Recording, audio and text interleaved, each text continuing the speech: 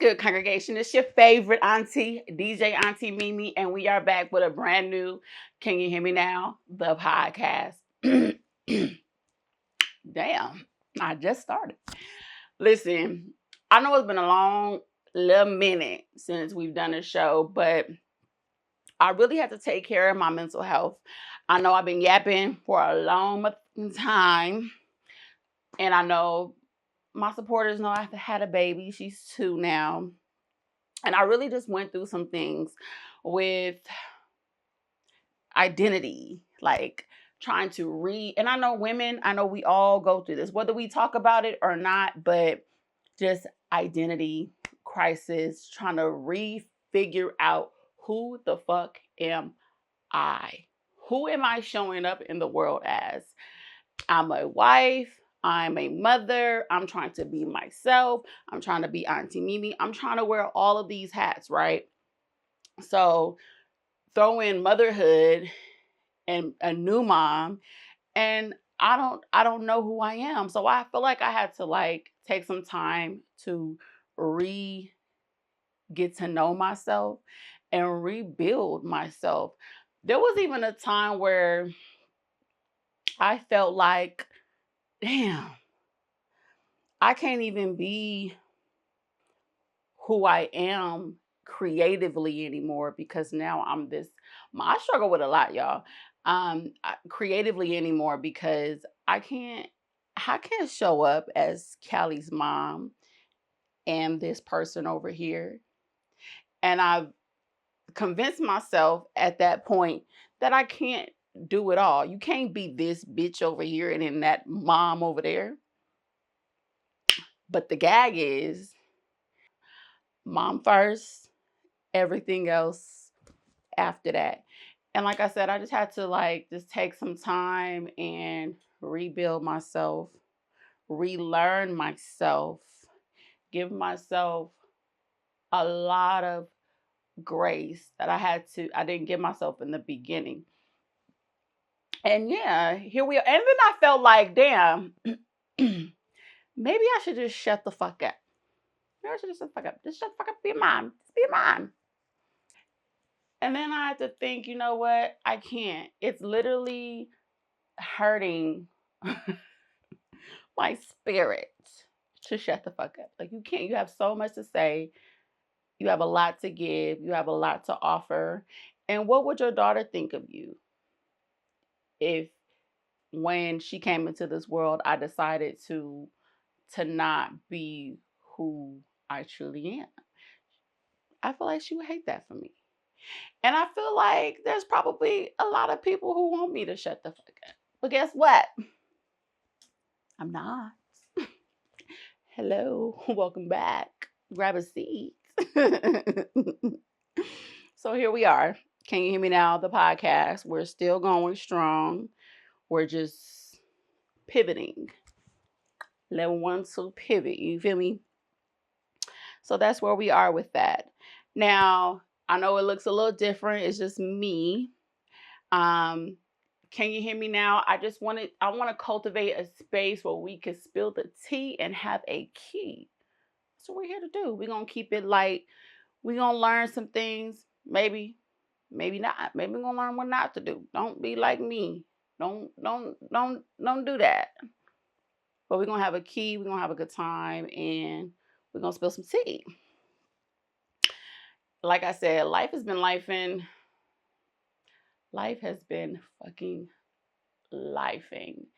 And when I decided to come to terms with the things that were going on, the what stuck out in my mind the most was, now I could be wrong when I quote this, lean not on your own understanding. I swear, like I hear that all day long in my mind. And I feel like a lot of us, I try to be in control of everything. Every little intricate piece of my life, I try to control because listen, we are in control, right? But I swear, as soon as I surrendered, I don't know if y'all believe, but I'm a believer. As soon as I surrendered, that lives in my head. It lives in my heart. It lives in my spirit. When I wake up, I think of lean not on your own understanding.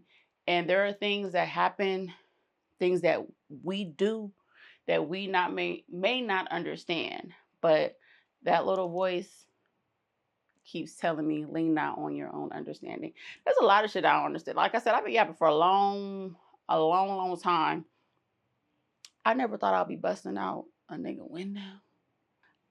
As of recently, as of recently, gotten my real estate license and signed up with a brokerage, and I never truly felt they offer a lot of support, but I never truly felt like it's okay for me to show up for myself. I know we coexist, black people, black women, black people in general. We show up in these spaces and we feel like we have to show up as representatives or code switch. And I started to feel like that within my brokerage. Like, damn, do I have to code switch? Do I have to show up as somebody else? Um, and I'm just not with that anymore. Like, I feel like I should be able to show up as black and professional as I want to be. And whoever don't like it, oh well. So I say all that to say, y'all, your girl got fired. It sounds so funny to say, but I let one of the brokers know, listen, I don't know how you talk to them folks over there, but I live my life with respect and reciprocity. And to give respect, you got to give respect. If you don't respect me, I don't respect you. So I gave a little corporate cuss out, and needless to say, they let me go, and that's okay. That's okay. I am okay. I'm okay with that decision, because once again, lean not on your own understanding. I don't know what God has in store for me when it pertains to my professional life, but I know that it's something bigger and greater than what I've already had. I know what I was feeling is valid, and he knew, meaning God, he knew that I needed to be removed from that space. So, and I asked him to remove me from the space. I asked him to remove anything that is not of him and anything that is not for me and going to take me to the next level. And listen, Rico sweep. Okay. So yeah, I had to say what I had to say, which I've been holding it in. And I feel like certain people have issues with certain people because they show up a certain type of way. And we all know what I'm talking about. And it had to be called out. And that's okay. So looking for a brokerage as it pertains to my real estate career. And listen, I'm going to take my time. I'm going to do my research. And it may not even be here in Vegas. And like I said, that's what God has aligned for me. And I'm just walking in that path. I'm not trying to come up here and sound like I just got it all figured out, because I don't. But like I said, I'm just trying to walk in this here lights that God has aligned for me and mine. Okay. And with that, there has come isolation.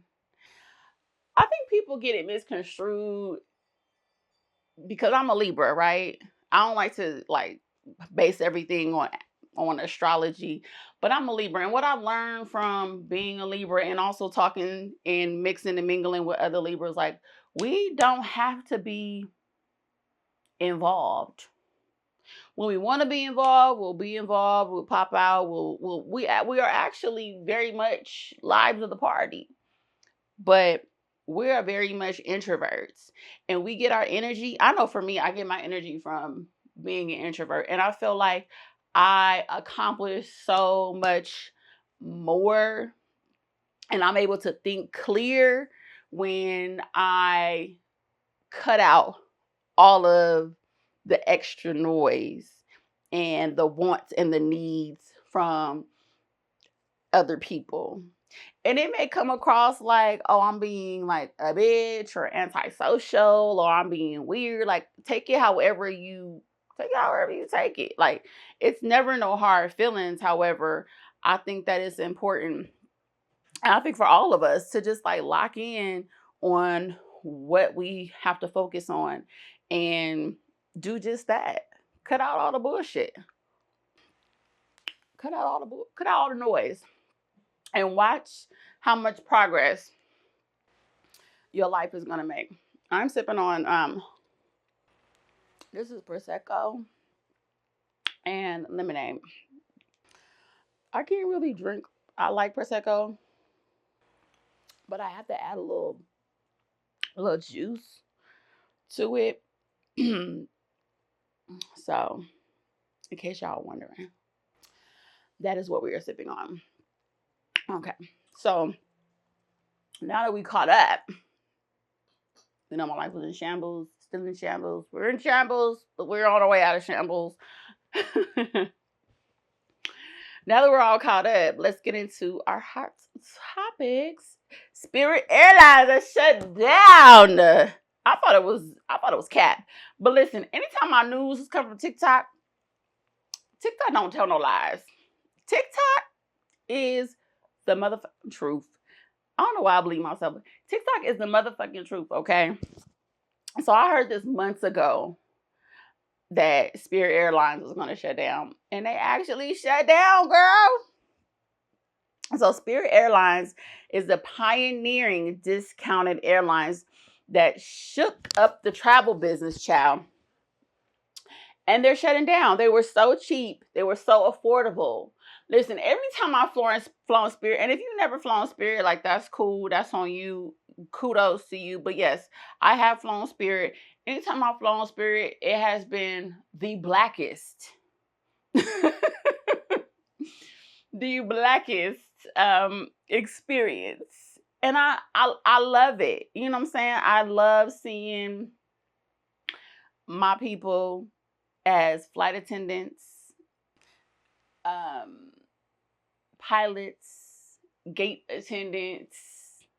Listen, you're gonna get a little attitude. You're gonna get a little attitude from sis. But I ain't no issue with Spirit. I think I've flown them maybe like, did we fly Spirit to Mexico? No, did we fly Spirit to Jamaica? That part of my life is a blur. I was heavily going through postpartum when we went to Jamaica. I want to say yeah.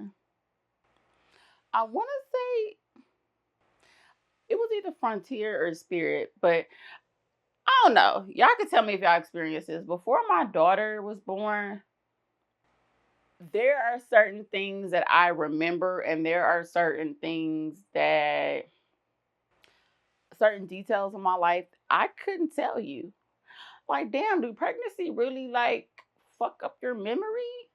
Because I prided myself on having a pretty vivid memory of things and occurrences and situations. But ever since I had Callie, y'all, like, my memory is pretty fucked. It's pretty foggy. I don't smoke or nothing. And I don't know. But anytime I've flown Spirit, the only time I really felt uncomfortable on a Spirit flight, or like, damn, what y'all doing? I think we were trying to take off, and they said they needed fuel. And it's like, y'all didn't think about that before? Y'all didn't think before y'all boarded the flight that y'all needed some fuel? Be be for real. Like that was the only time. Like, yeah, there's some niggas. This is so plain. But I never felt like I was unsafe. As a matter of fact, it was one of the safest airlines. And they were in their second bankruptcy and serious financial trouble. And before the war happened, y'all, they were already dealing with some financial troubles. And the war came, and then the fuel prices went up. And Spirit said, "Listen, we ain't gonna be able to. We can't keep the rates affordable and stay in business." So it just sucks. Like, it's just sad that all of these people, I think like 7,000 employees, have lost their jobs abruptly. They have families. Imagine working for Spirit for what they've been in business since what, 1992? Imagine being with Spirit for all of these years. What is that, 40? Not a math whiz. I was born in 88. Spirit started flying in 1992. We're in 2026. I'm 37. So Spirit is 34. 34. 34 years old. Imagine being with Spirit 30, 20, 15 years, thinking that you're about to retire, going to retire with this company, and then boom, we're out of business. No job. And what I've heard is that they learned about the business closing through email. Like, I just can't. Like, my heart goes out to those families, those people, those employees. It's a sad, sad day. On to other news, you guys. The Michael Jackson movie premiered. I haven't seen it. I take that back. I'll be lying sometimes. Um, I've seen bits and pieces of it. I have not gone to the theater. My whole plan was to go to the theater and go see the movie and like dress up. I bought a t-shirt and everything. But do you think I got to the movies?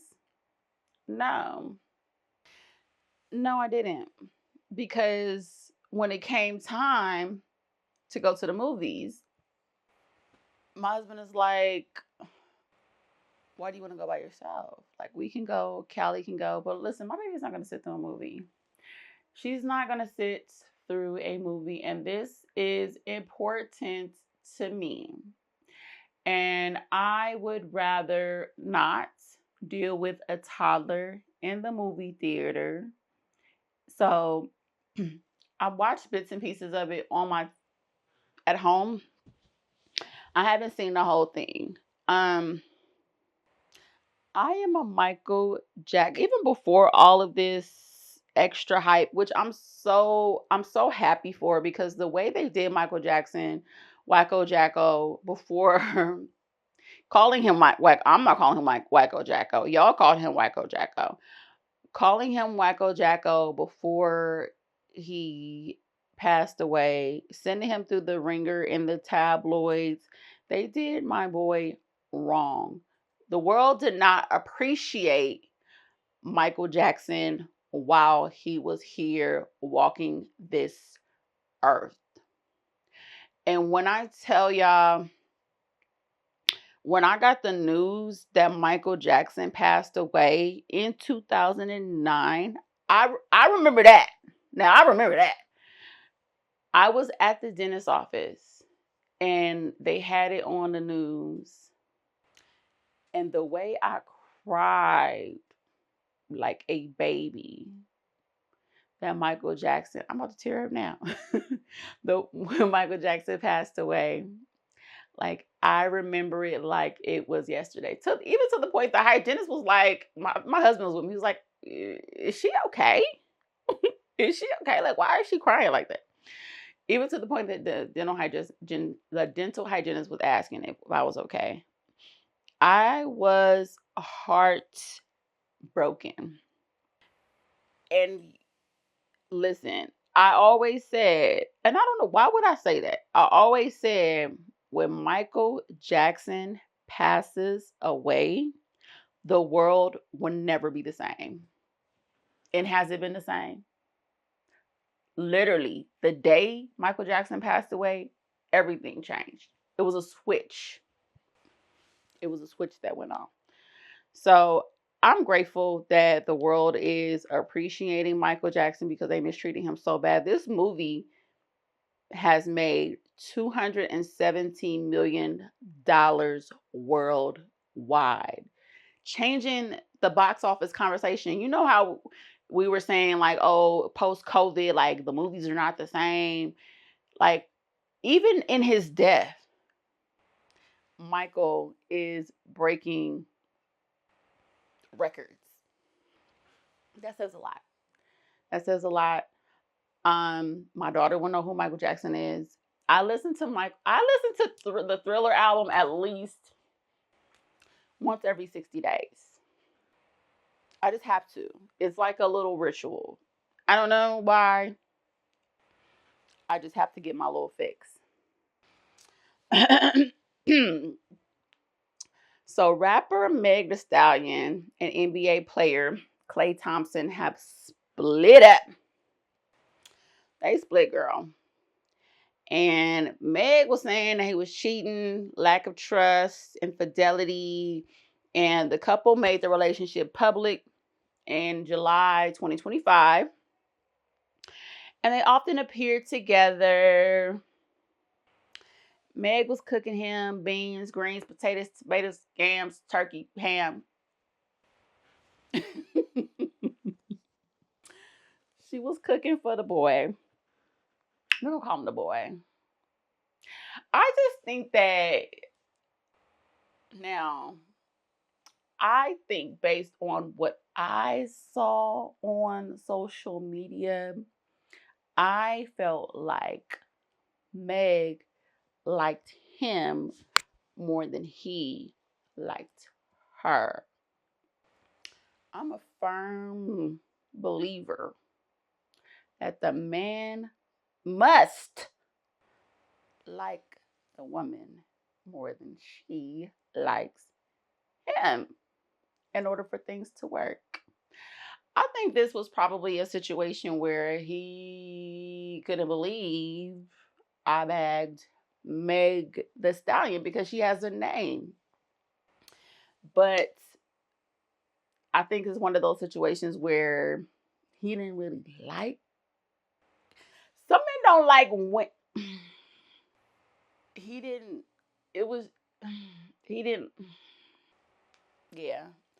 So Meg was on Broadway, the performing Moulin Rouge, and the day they announced their breakup, she was emotional, but she still continued on with the show. Then she announced that she will not be finishing out her run with Moulin Rouge, which is set to end on May 17th. So she ended 2 weeks early. Now, I get it. Like nobody can tell another woman how she's supposed to react to a breakup, public humiliation, the whole nine. But bitch, don't give him or the bitch or bitches that he was fucking around with, fagging off with the satisfaction of knowing that Meg Thee Stallion did not show up for work because this nigga, white nigga, wigga, was cheating. I just hate that for her. Like I really wish that she would have still continued and showed them, like, bitch, I'm still that bitch. Fuck you talking about? I just hate that. But like I said, we can't tell another woman how to deal with the breakup, with the heartbreak. But I hope, and she will, in due time, Meg gonna be again and rapping her ass off and giving us good music. So healing. Come back to us soon, Meg. Did y'all watch the Hulk documentary? It took me like 4 days to finish it. And towards the end of the documentary, like I felt bad for Hulk. I feel bad for him, even though you don't fuck with us. Well, that's niggas, and he's a racist. Um, I feel bad for him. I feel like, first of all, if you grew up in the 90s, like wrestling was a big part of your culture upbringing, period. So to watch those clips of Hulk Hogan was very like nostalgic, like to see him in, it was just nostalgic, but I really felt bad for him. I feel like he, and he's a Trump supporter. He's a Trump supporter. He's a fucking Trump supporter. I don't know. Maybe we're just maybe I'm too compassionate. But it was really interesting. It was a good document. It was even to the point, the way they had the documentary set up, and like I said, my memory is foggy. Okay. While I'm watching it, I'm like, didn't he die? Am I tripping? Didn't the Hulk die? So I'm like, damn, like I'm really tweaking because I really thought this man died. Because how it looks so recent, like when he's doing his interviews and stuff, and they're not talking about him in like past tense. So as the documentary is ending, I'm like, oh shit, damn, Hulk Hogan really did die. Like it just came back to me, like, damn, he really did die, because I truly forgot. Time is sped up. I don't care what nobody say. Time is sped up, and people are dying. People are leaving us so fast that we don't even have a chance to think about it, and it's just on to the next. Life is life, and we forget that like these people are passing away. Like people have passed away. Like that's crazy. Like I did not know Hogan. I forgot. I'm not saying I know he died, but I truly forgot that he passed away. But like towards the end of the documentary, it was good. It was a good documentary. My husband kept literally coming in the room like, "Why the fuck is you watching this?" I was into it. It was good as fuck. But it was good. Like if you haven't watched it, check it out. Check it out, chill. I was talking to somebody the other day, well, like maybe like a week or so ago, and I was like, I'm really not into this season of Atlanta Housewives. I really wasn't into last season either. But what I had to do, because I only watch Atlanta. I don't watch any other Housewives franchise. I only watch Atlanta. And I make the mistake of going back to previous seasons and watching them. So I think when the new season premiered, I'm like, I'm not fucking with this. Like, this is nothing. Even how it's filmed, it's not giving me the Atlanta Housewives vibe. But I went back and I rewatched a few of the newer episodes over again, because I'll be doing a lot. I got a 2-year-old. It's hard for me to, unless she sleep, it's hard for me to hyper focus on something. So I'm always doing 100,050,000 things when I'm trying to watch a TV show, and it's impossible. Um, so I went back and watched a few of, I know we're in what, episode 5 or 4, 5 at this point. And I'm like, okay, like it's not really that bad. It's giving different vibes from the older Atlanta Housewives episodes. But it's growing on me. I guess it has to grow on me because I'm an Atlanta Housewives connoisseur. I guess you can call it that. So I liked Kelly last season just because I just felt like that was so powerful and just transparent of her to talk about her divorce. She has girls, little girls that she's raising, daughters that she's raising. And I just felt like, oh, that's truly dope. Like, she's an entrepreneur. But this season, Kelly, I'm side-eyeing you a little bit. One thing I can't stand is, and I know it's reality TV and all this shit is set up, but one thing I can't stand is a bitch that can't keep it a being in your face. So for me, Kelly, first of all, you was in Pinky Face. Like, she said, because Phaedra said Pinky eats meat. And for those who don't know, Pinky is the owner of Slutty Vegan, and she is a self-proclaimed vegan. She's on PETA. She works with PETA, the whole 9 yards. So when she sat with Pinky, and Pinky was telling her, yeah, Phaedra said I eat meat, da da da da. Kelly was like being a friend, right? But then fast forward to the next 2-3 scenes, you and the next bitch face talking shit about, like, I can't with that. Like, and maybe that's a trigger for me, some personal things I gotta deal with, but I can't stand a fake ass woman. Keep that shit a bean here and up over there. So yeah, like, Kelly is kind of looking a little this season. I feel like she play all sides. Shamia. I love Shamia because she is a dark-skinned woman, black woman, dark-skinned woman. And I love to see us on television. I don't feel like there's enough representation of dark-skinned women on television in more so of a positive light. So I'm here for all of that. However,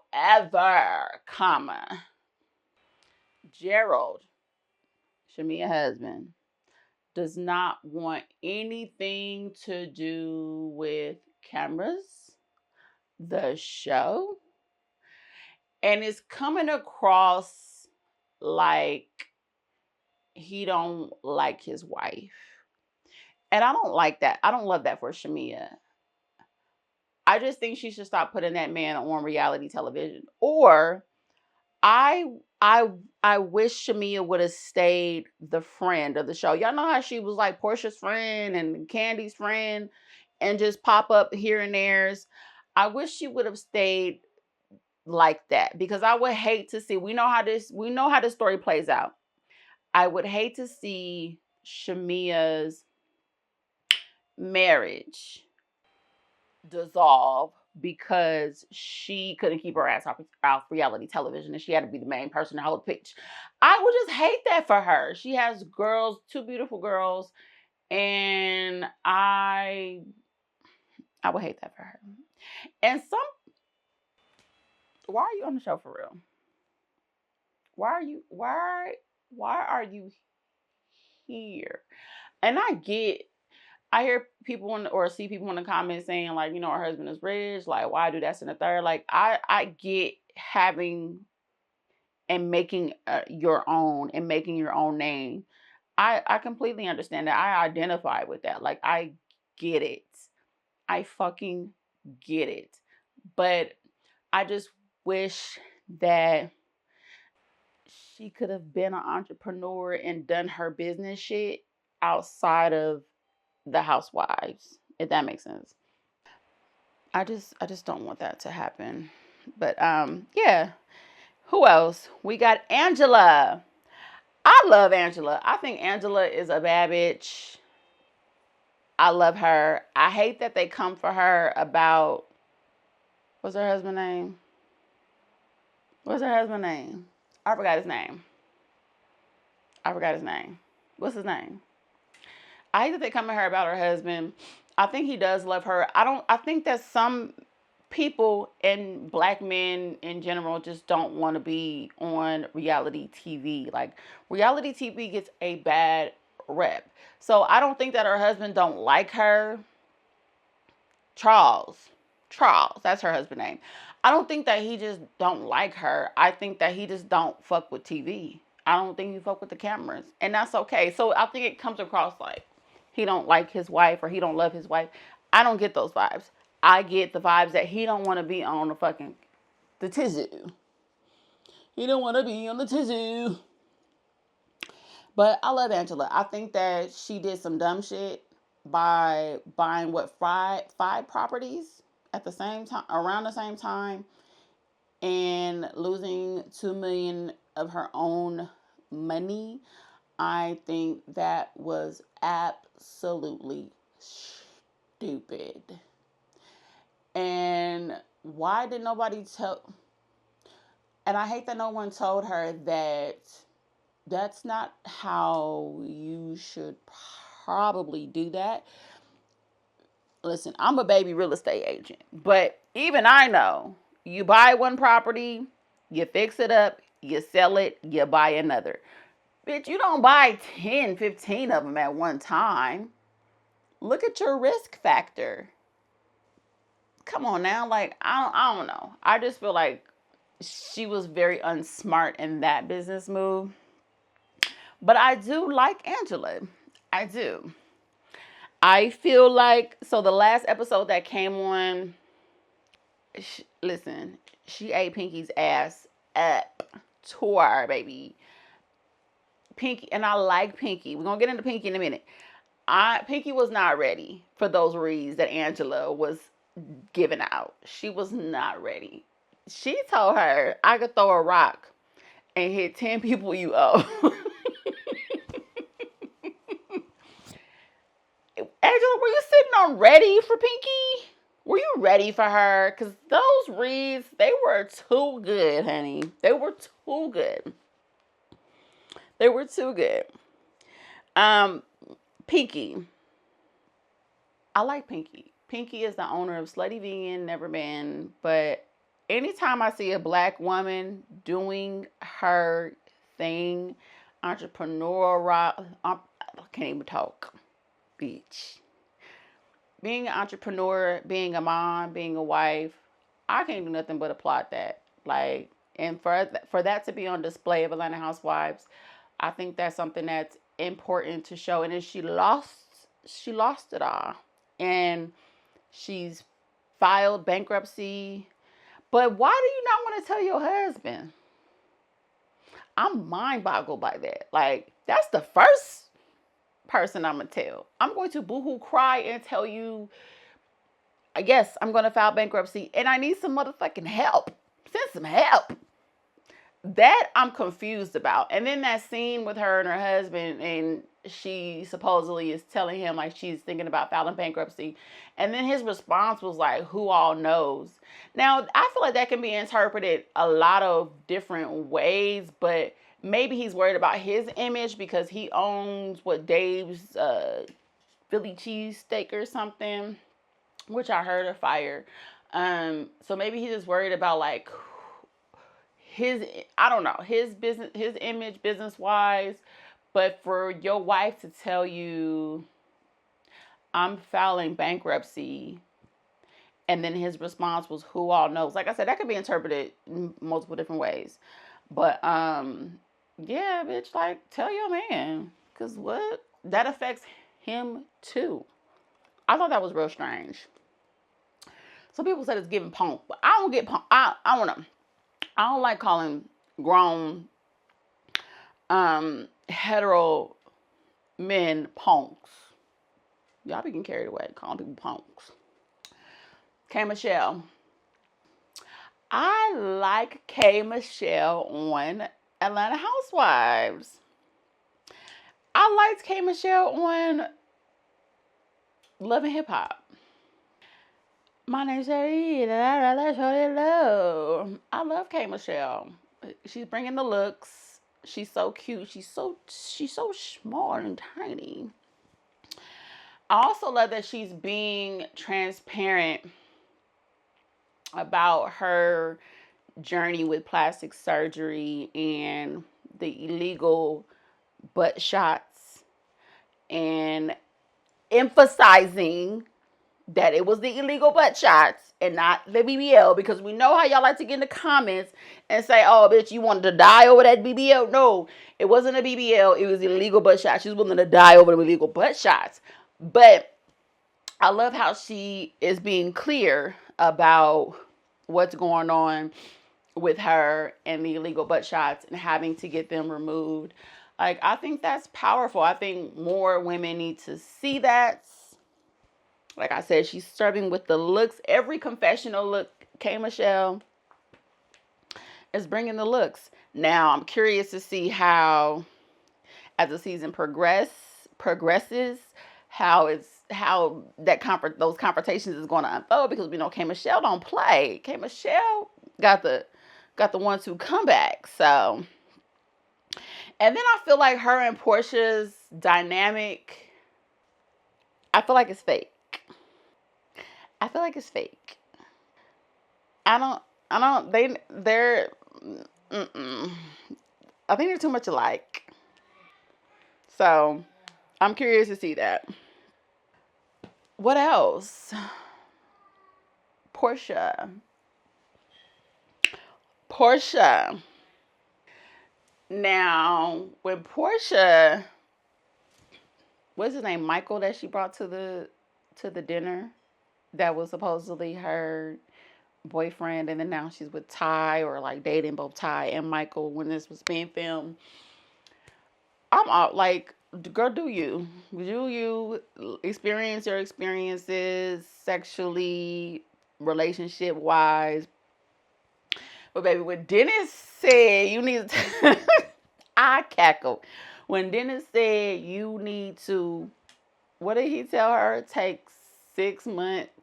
I feel like he was telling, like, it was cold for, like, girl, sit that coochie down for 6 months, because you have been busy. You've been busy.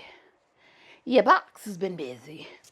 I feel like they low key kind of have feelings for each other, and that's what's coming out. But he's not wrong. But her body, her choice. But sit that coochie down.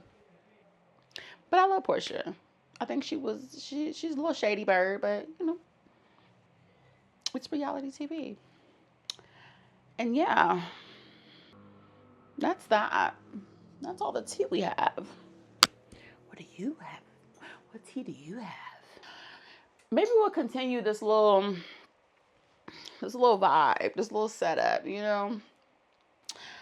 I thought the camera was gonna move with me. I don't know. I kind of like just yapping to y'all by myself. We'll see. I'm kind of feeling that.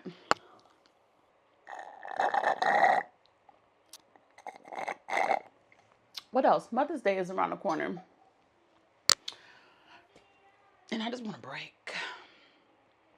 I literally want to sleep for 7 days and 7 motherfucking nights, because Mama is tired. Mama is tired. I feel I didn't utilize my time well enough when I didn't have a child. Now I'm wishing, hoping, and motherfucking praying I can catch an hour of just solitude. It's non-stop. It's overly loaded. It's overly loaded. I love it. When I come home, I feel so blessed and wealthy that I have a healthy child, family. When I say family, I mean the family that I chose. Um, I feel so fucking wealthy. Tired, but wealthy than a bitch. Wealthy than a motherfucker, man. But I feel so blessed. So yeah, Mother's Day. I want to wish all the moms a fabulous fucking day. Whatever you want to do, I hope you are able to do it. I hope that all the moms out there who deserve to be celebrated are celebrated. If you don't get celebrated no other fucking day, I hope that Mother's Day is the day where you feel like all of your hard work has not gone unnoticed. As a fellow mom, it's the Prosecco. As a fellow mom, we do so much and we carry so many fucking hat. We carry so many motherfucking bags and backpacks. Like Erica Badu said, bag lady. That's how I feel. I feel like a fucking contortionist juggling and trying to do all of these things at once. And there's not enough fucking time in the day and the weeks and the months to do them. But when I tell you, fellow moms and bad bitches, y'all are killing it. Y'all are killing it. I don't want to get on here and get emotional. Y'all are fucking killing it. And when I talk to other women, especially my black women, my black moms, I feel so honored to be a part of this motherhood because it's not easy. But when I see a mom out there fulfilling her dreams, working, going to school, holding down her kids, holding down her household, I'm like, damn, I'm really amongst a prestigious ass group of women. And I'm so happy to be here. There was a point where I never thought I would become a mom, but I am a mom. Mom, bad bitch immediately after. I'm so happy to be here. So with that being said, happy Mother's Day. And I hope that you feel loved and appreciated by the people around you. And if you don't, you know, Auntie Mimi loves you and Auntie Mimi appreciates you. Y'all be blessed. Love y'all. Bye.